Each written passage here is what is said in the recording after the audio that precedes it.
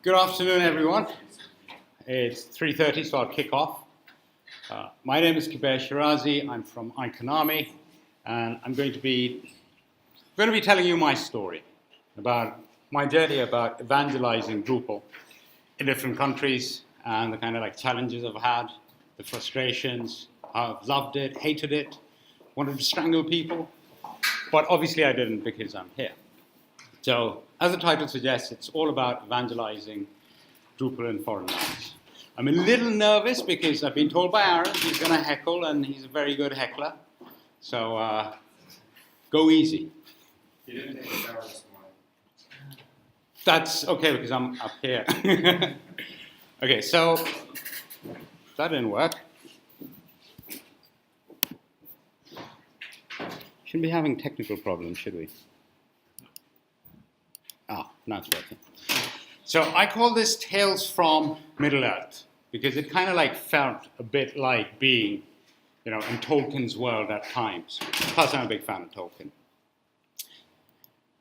So I'm going to start off with introducing, one of the foreign lands that I've predominantly been trying to evangelize Drupal and drum up support in, which is Pakistan.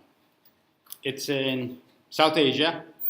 It's about 3,800 odd miles away. It's 3 hours ahead of Belgian time. I don't know what you guys call it, Central European time, is that? I'm from Britain, so the center of the universe is Britain. My apologies. And Pakistan's known for one thing, universally. Even if you had life on Mars, they'd know Pakistan's famous for war on terror. It's not so famous for the talent it has and the opportunities that are available in that land.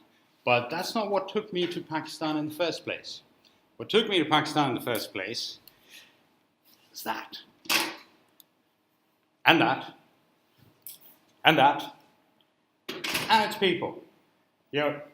Despite whatever we hear on the news, they are a really hospitable and friendly bunch. Despite the fact that they're sitting there with an AK-47, they are a really, really friendly bunch. So you have I went out there for trekking, hiking, climbing, blah, blah, blah, and I found myself immersed in their culture, and I absolutely loved it.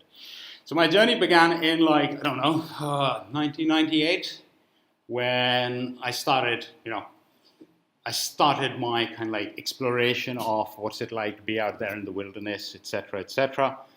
But in 2004, I decided to invest in that country because I'd had enough conversations. I've been outsourcing for about 6 years already, since 1998, and I'd had enough conversations with people on opportunities over there, and just by accident, I ended up meeting the right people over there, and I said, you know what? It's time to put it's time to put my money where my mouth is. So let's invest in this country and see where it goes, because there's a lot of talent there. I've hiked with quite a few guys who were in the software industry, and it seemed like the right thing to do, and it was.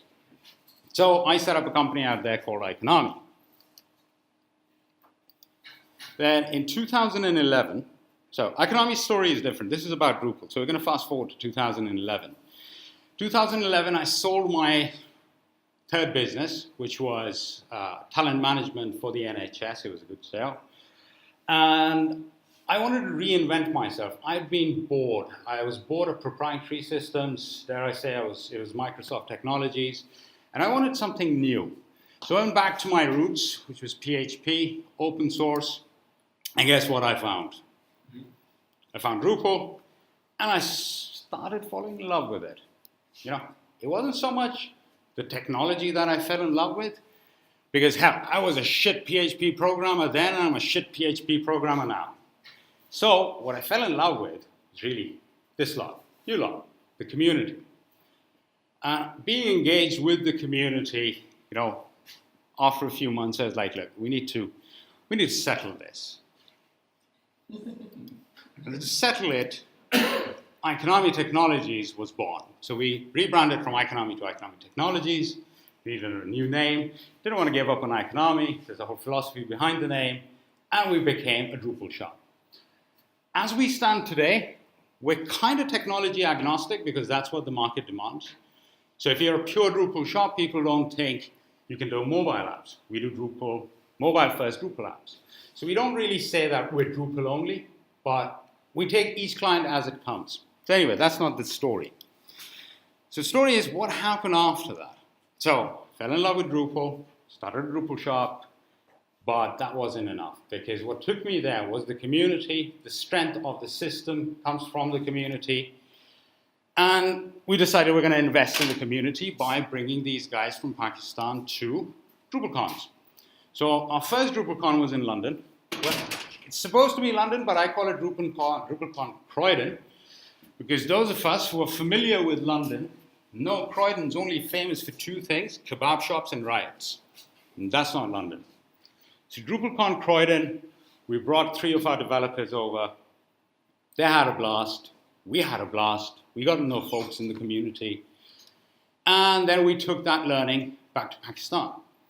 So we started doing meetups over there. We started hosting events over there. We started evangelizing. We needed more Drupal developers. The demand for our services started growing. And we had a problem that most agencies do, which is where do you find good people? Well, first step really is to bring them into the fold of Drupal and train them and skill them, tool them to be good people. So beginning 2012, we picked out, we headhunted, poached, begged, borrowed, stole, kidnapped the best talent in Pakistan for Drupal. And we assembled that small team over there. I call it small because now we've got 18 guys, which is sizable compared to where we were. But it felt like that. Yeah? We felt like we were out in the cold. There weren't many people over there to talk to. Our meetups were attended by us. You know? It was like being in the office, but not in the office, somewhere else. So it's like, why aren't people coming? We wanted this. So we thought, how the hell do you get there? So how do you? And it felt like this. You know? We felt like we were having technical problems.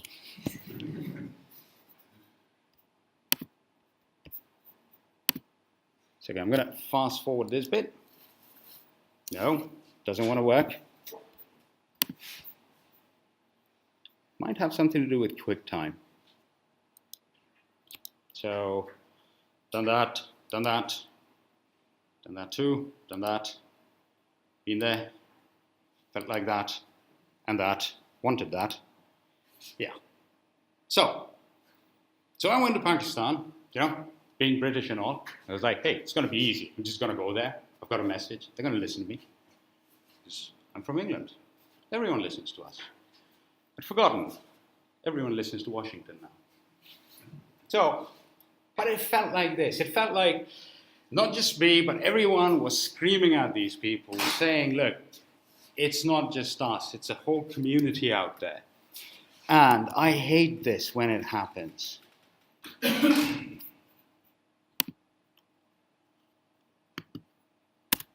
Okay, so, seriously? Yeah, I'm going to... Slide is